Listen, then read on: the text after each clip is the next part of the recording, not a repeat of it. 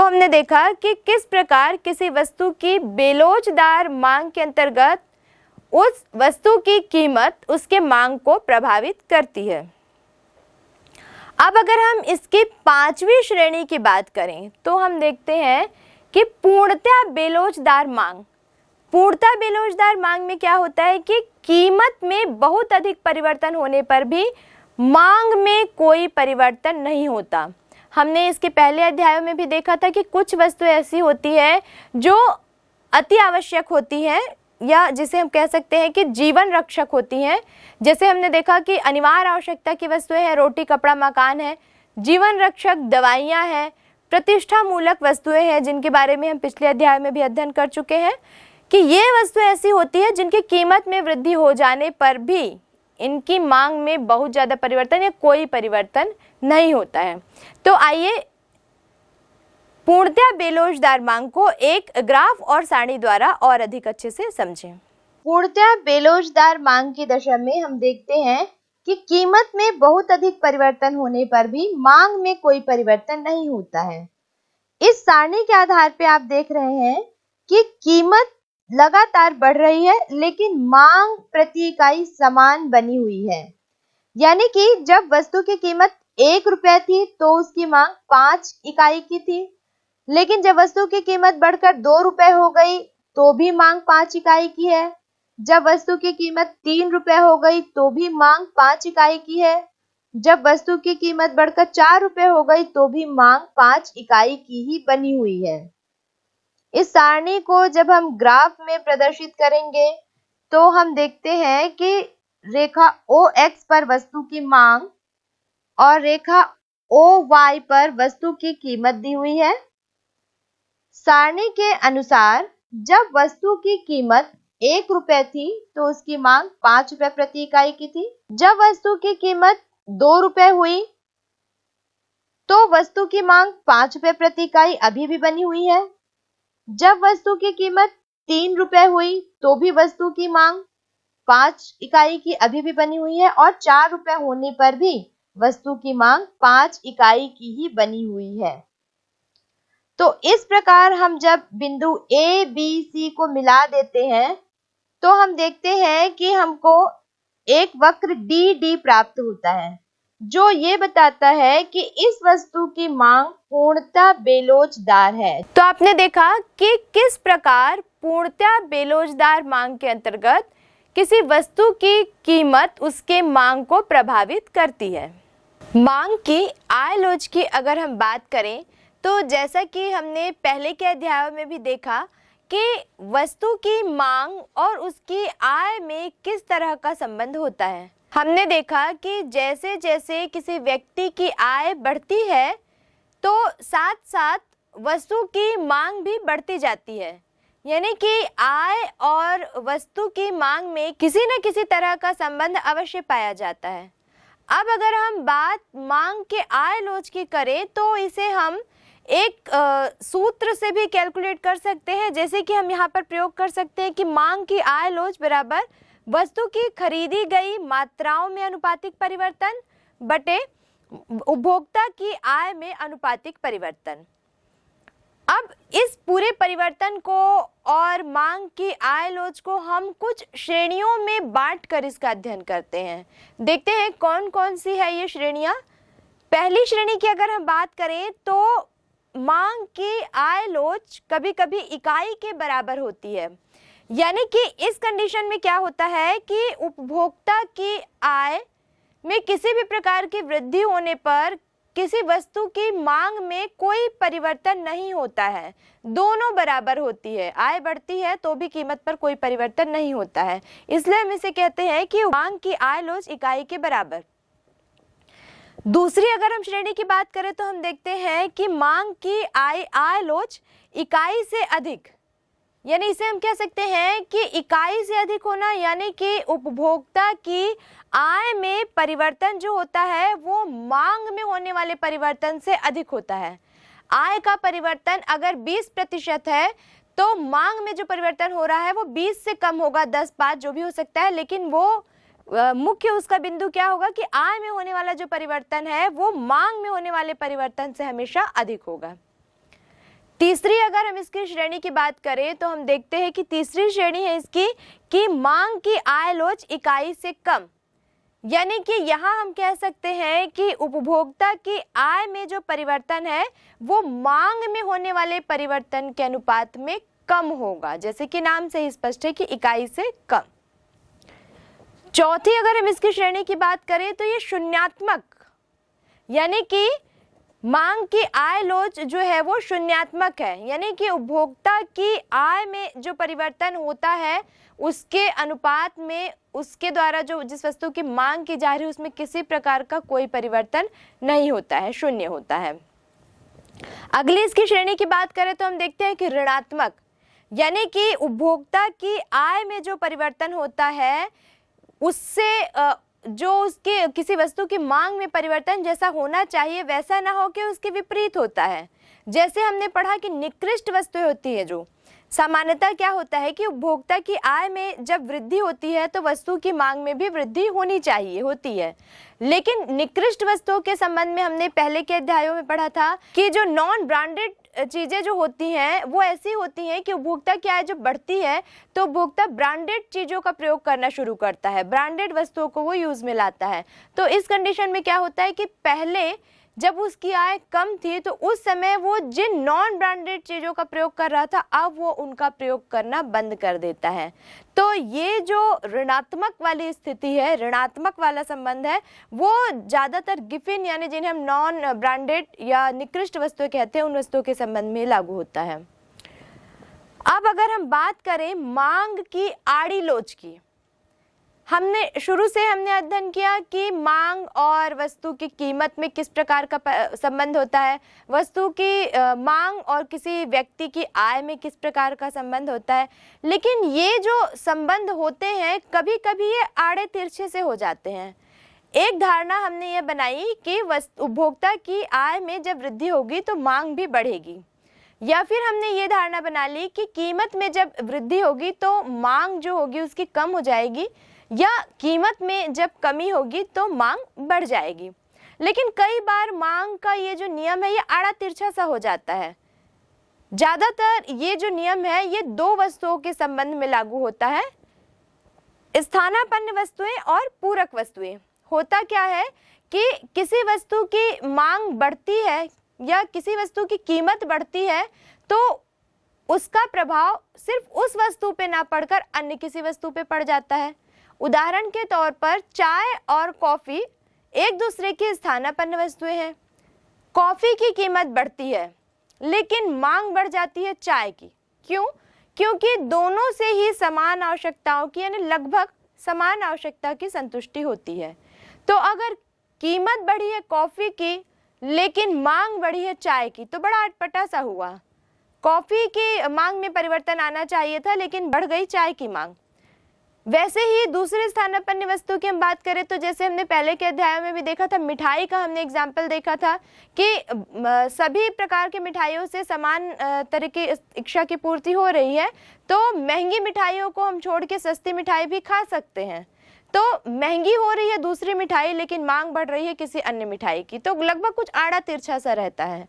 वैसे ही बात यहाँ पर हम करते हैं पूरक वस्तुओं की। जैसे पेट्रोल और कार एक दूसरे के पूरक हैं, दोनों में से अगर एक नहीं है तो जो अगला है, कार अगर है हमारे पास पेट्रोल नहीं है तो कार किसी काम की नहीं है, सिर्फ पेट्रोल है कार नहीं है तो पेट्रोल भी किसी काम का नहीं है। तो यहाँ पर क्या होता है कि पेट्रोल की कीमत अगर बढ़ती है तो कहीं ना कहीं थोड़ा बहुत कार की मांग में परिवर्तन आता है।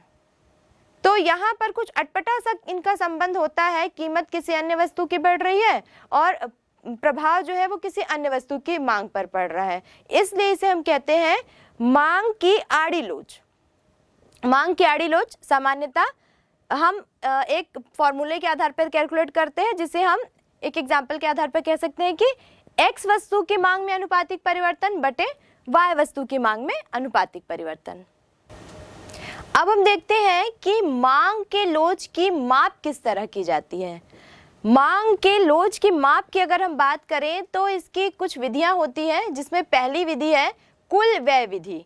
कुल व्यय विधि मार्शल द्वारा प्रतिपादित एक विधि है जिसके अंतर्गत हम देखते हैं कि किस प्रकार किसी वस्तु की कीमत के परिवर्तन से पहले कोई उपभोक्ता कितना व्यय करता था, और अब जब उस वस्तु की कीमत में परिवर्तन हो गया, यानी कि वो कीमत बढ़ भी सकती है और घट भी सकती है, तो इस कंडीशन में कीमत में परिवर्तन के बाद की दशा में वो उपभोक्ता अब कितना व्यय कर रहा है, यानी कि कीमत में परिवर्तन के साथ साथ उपभोक्ता के व्यय में क्या परिवर्तन आता है, इसका अनुमान हम लगाते हैं इस विधि के अंतर्गत।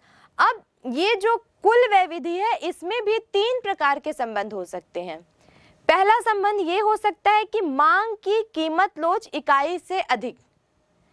अगर मांग की कीमत लोच इकाई से अधिक होती है तो क्या स्थिति रहती है, यहाँ पर हम देखते हैं कि जब मांग की कीमत लोच इकाई से अधिक होती है तो उस दशा में क्या होता है कि वस्तु की कीमत में कमी आने पर उपभोक्ता के व्यय में वृद्धि होती है। दूसरा, वस्तु की कीमत में वृद्धि होने पर उपभोक्ता के व्यय में कमी होती है, यानी कि हम कह सकते हैं कि मांग की कीमत लोच इकाई से अधिक है तो कीमत और व्यय में विपरीत संबंध बनता है। इस पूरे विधि को हम एक टेबल और ग्राफ के द्वारा और अच्छे से समझेंगे। उपरोक्त तालिका से स्पष्ट है कि जब वस्तु की कीमत 5 रुपए प्रति इकाई थी तो मांगी गई मात्रा 100 इकाई थी और इस पर कुल व्यय 500 रुपए किया गया था।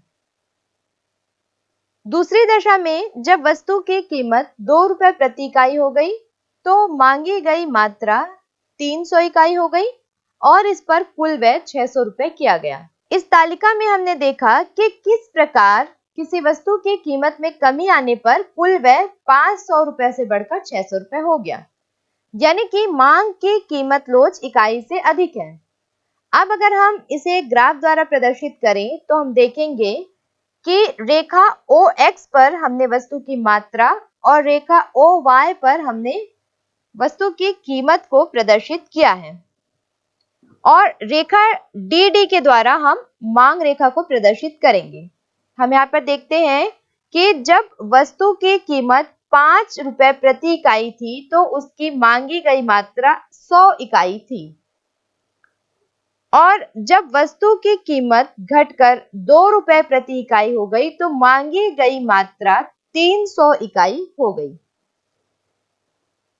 इस प्रकार हम यह देख सकते हैं कि वस्तु की कीमत में कमी आने पर मांगी गई मात्रा बढ़ती है और कुल व्यय में भी वृद्धि होती है। इस रेखा चित्र के आधार पर हम देख रहे हैं कि जब वस्तु की कीमत OP के बराबर है तो वस्तु की कुल मांग OQ है, यानी कि वस्तु पर कुल व्यय कितना किया गया है, OP इंटू OQ। OP यानी कि 5 रुपए और OQ यानी कि 100 इकाई, यानी कुल मिलाकर OPRQ यानी 500 रुपए व्यय किया गया है जो इस क्षेत्रफल के बराबर है। लेकिन जब वस्तु की कीमत घटकर 2 रुपए यानी कि OP1 हो जाती है तो यहाँ पर मांग बढ़कर OQ1 हो गई, यानी कि जब वस्तु की कीमत 2 रुपए हो गई तो इसकी मांग हो गई 300 यूनिट की। अगर हम इससे कुल व्यय निकालें तो हम देखते हैं कि OP1 जो कि 2 है, 2 रुपए है, इंटू OQ1 300 यूनिट है, ये हो जाएगा OP1R1Q1 यानी कि 2 गुणित 300 बराबर 600 रुपए उसका कुल व्यय होगा। रेखा चित्र से यह भी स्पष्ट हो जा रहा है कि दोनों ही आयात OPRQ और OP1R1Q1 में OP1 और NQ दोनों ही सम्मिलित हैं, यानी यह भी स्पष्ट होता है कि PP1RN का क्षेत्रफल NQR1Q1 के क्षेत्रफल से कम है, यानी हम यहाँ पर कह सकते हैं कि कीमत में होने वाली कमी की तुलना में व्यय में जो वृद्धि हो रही है वो अधिक है। यहाँ DD वक्र जो बिंदु R और R1 को लेते हुए बनाया गया है, ये प्रदर्शित करता है कि मांग की कीमत लोच इकाई से अधिक है।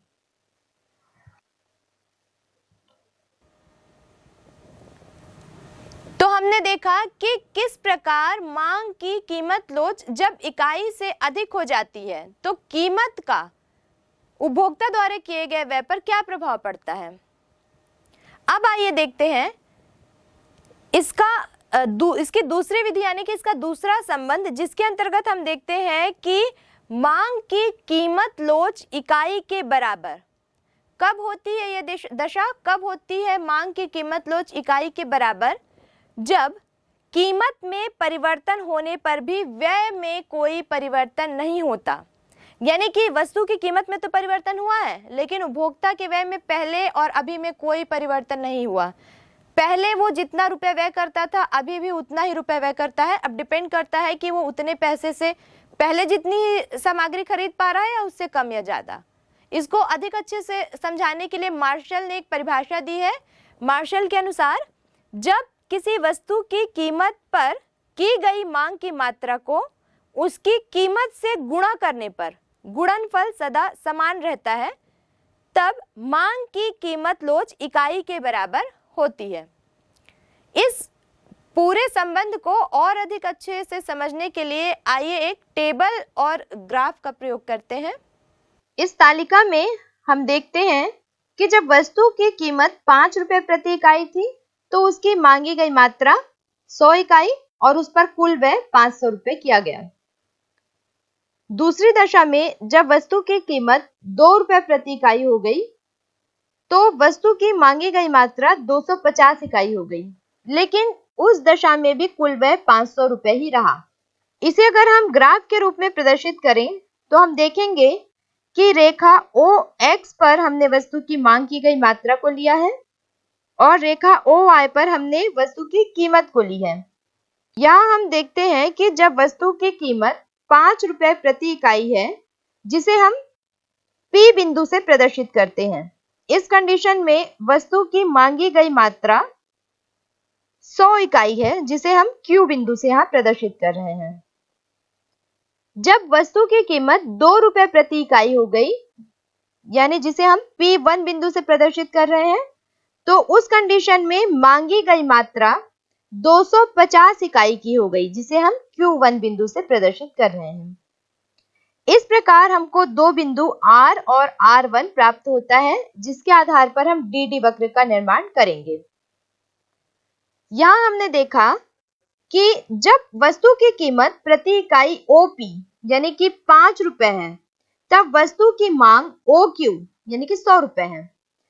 अब इस कंडीशन में अगर हम वस्तु पर उपभोक्ता का कुल व्यय निकालें तो OP into OQ equal to OPRQ, या हम कह सकते हैं कि 5 इंटू 100 इक्वल टू 500 क्षेत्रफल के बराबर है।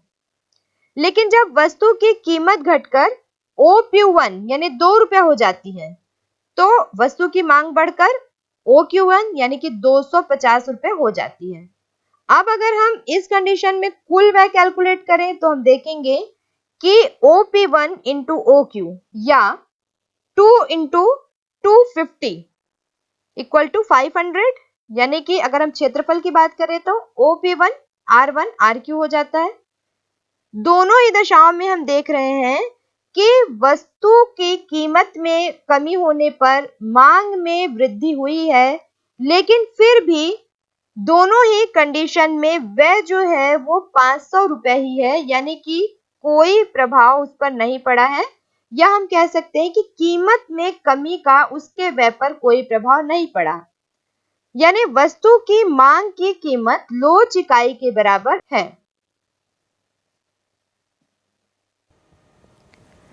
तो आपने देखा कि किस प्रकार मांग की कीमत लोच इकाई के बराबर होती है और इस अवस्था में कीमत और मांग में किस तरह का संबंध दिखाई देता है।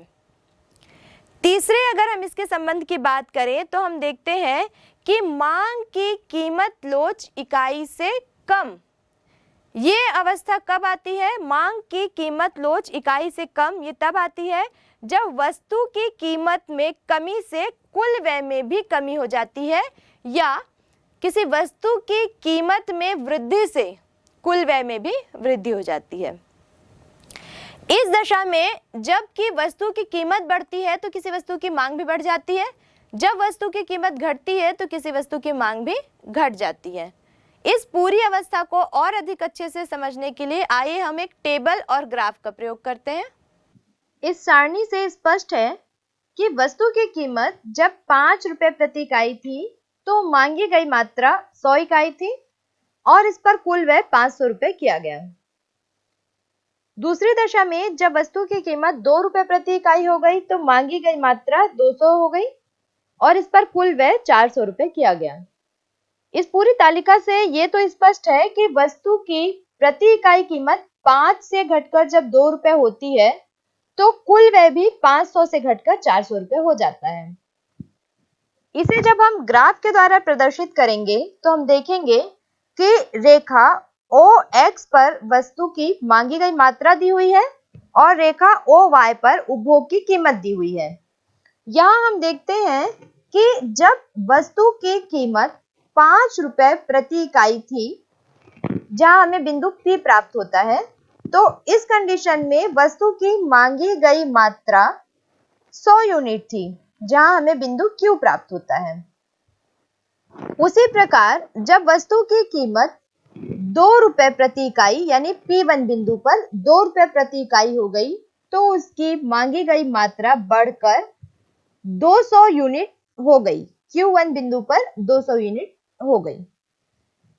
यहाँ पर हमें दो बिंदु R और R1 मिलते हैं, जिससे हम DD वक्र का निर्माण करते हैं, जो हमें यह बताती है कि मांग की कीमत लोच इकाई से कम है। इस पूरे रेखा चित्र को अगर हम स्पष्ट करना चाहें तो हम ये कह सकते हैं कि जब वस्तु की कीमत प्रति इकाई OP यानी कि 5 रुपए है, तब वस्तु की मांग OQ यानी कि 100 रुपए है। अगर हम कुल व्यय की बात करें तो OP इंटू OQ यानी 5 इंटू 100 इक्वल टू 500 या OP RQ क्षेत्रफल के बराबर है। लेकिन जब वस्तु की कीमत घटकर OP1 हो जाती है यानी 2 रुपए हो जाती है, तो मांग बढ़कर OQ1 यानी कि 200 रुपए हो जाती है। यहाँ अगर हम कुल व्यय कैलकुलेट करें तो हम देखते हैं कि OP1 यानी 2 रुपए इंटू OQ1 यानी 200 रुपए, इसकी अगर हम बात करें तो हम देखते हैं कि ये 400 रुपए हो जाता है, यानी कुल व्यय यहाँ पर 400 रुपए हो जाता है। इस पूरे रेखा चित्र से यह भी स्पष्ट है कि दोनों ही आयतों OPRQ एवं OP1R1Q1 में OP1NQ सम्मिलित है। शेष जो क्षेत्रफल PP1RN एवं NR1QQ1, अगर इसकी तुलना करें तो हमें ज्ञात होता है कि PRP1N इसका क्षेत्रफल NQR1Q1 के क्षेत्रफल से अधिक है। इस प्रकार हम यह कह सकते हैं कि कीमत में कमी होने से कुल व्यय में कमी हो गई, यानी कि मांग की कीमत लोच इकाई से कम है। तो आपने देखा कि किस प्रकार मांग की कीमत लोच जब इकाई से कम हो जाती है तो किसी वस्तु की कीमत का उसके मांग पर कैसा प्रभाव पड़ता है। अब हम मांग की आय लोच को मापने की दूसरी विधि यानी कि प्रतिशत अथवा अनुपातिक विधि को देखेंगे। प्रतिशत अथवा अनुपातिक विधि का प्रतिपादन प्रोफेसर फ्लक्स ने किया था। इसके अनुसार मांग की आय लोच ज्ञात करने के लिए एक सूत्र का प्रयोग किया जाता है। मांग की लोच बराबर मांग में अनुपातिक परिवर्तन या प्रतिशत परिवर्तन बटे कीमत में अनुपातिक या प्रतिशत परिवर्तन। इसके अंतर्गत जब हम मांग के आय लोच की गणना करते हैं तो इसमें भी हम 3 श्रेणियों के अंतर्गत करते हैं, जिसमें पहली श्रेणी है मांग की कीमत लोच इकाई से अधिक। जैसे कि यहाँ पर इस नाम से इसके स्पष्ट है कि मांग की जो कीमत लोच है वो इकाई से अधिक होगी, यानी इसमें कीमत का और मांग का क्या प्रभाव पड़ता है। कीमत में अनुपातिक परिवर्तन मांग में हुए परिवर्तन से अधिक होता है, यानी कि कीमत बढ़ी या घटी जिस अनुपात में या जिस प्रतिशत में, उससे कम अनुपात में आय बढ़ी या घटी है। जैसे कि एक उदाहरण से हम देख सकते हैं कि किसी वस्तु की कीमत में 10% की वृद्धि हुई है, लेकिन उस वस्तु की मांग में 20% की वृद्धि हुई है। तो यहाँ पर हम एक फॉर्मूला लगा सकते हैं कि मांग की लोच बराबर मांग में अनुपातिक परिवर्तन बटे कीमत में अनुपातिक परिवर्तन। तो आप यहाँ पे देख रहे हैं कि मांग में जो परिवर्तन हुआ है वो 20% हुआ है और कीमत में जो परिवर्तन हुआ है वो 10% हुआ है। तो हम 20% बटे 10% इसको कैलकुलेट करेंगे तो 2 जो हमारा आंसर आएगा वो बताता है कि यहाँ पर जो मांग की लोच है वो इकाई से अधिक है। दूसरी इसकी जो श्रेणी है उसे हम कह सकते हैं कि मांग की कीमत लोच इकाई के बराबर।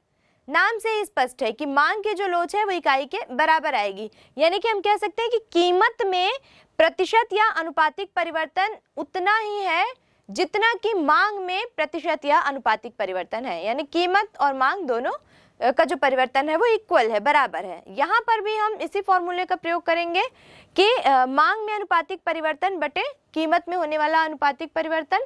एक उदाहरण से हम इसको देखते हैं कि अगर मान लीजिए कि वस्तु की कीमत में 20% का परिवर्तन हुआ है, ये परिवर्तन कमी या वृद्धि कुछ भी हो सकता है, तो वस्तु की मांग में भी 20% का ही परिवर्तन हुआ है। अब अगर हम इसको फॉर्मूले में रखते हैं तो हम देखते हैं कि मांग की कीमत लोच बराबर 20% बटे 20%, यानी कि हम इसको कैलकुलेट करते हैं तो 1 आता है, जिसे हम ये मानेंगे कि ये इकाई के बराबर लोच है। वैसे ही तीसरी जो इसकी श्रेणी है, मांग की कीमत लोच इकाई से कम। कब होती है मांग की कीमत लोच इकाई के बराबर? जब कीमत में प्रतिशत अनुपातिक परिवर्तन की तुलना में मांग में जो प्रतिशत अनुपातिक परिवर्तन है वो कम होता है। नाम से ही स्पष्ट हो जा रहा है कि कीमत की तुलना में मांग में कम परिवर्तन होना। एक उदाहरण के तौर पे हम कह सकते हैं कि मान लीजिए किसी वस्तु की कीमत में 20% परिवर्तन हुआ, लेकिन उस वस्तु की मांग में केवल 10% का परिवर्तन हुआ, यानी कि कीमत से कम हुआ। अब जब हम इसको एक इस फॉर्मूले में जब हम इसको रखेंगे तो हम देखते हैं कि मांग की कीमत लोच बराबर 10% बटे 20%। अब जब हम इसको कैलकुलेट करते हैं तो हम देखते हैं कि 0.5 इसको हम मान लेंगे कि इकाई से कम मांग की लोच यहाँ पर है।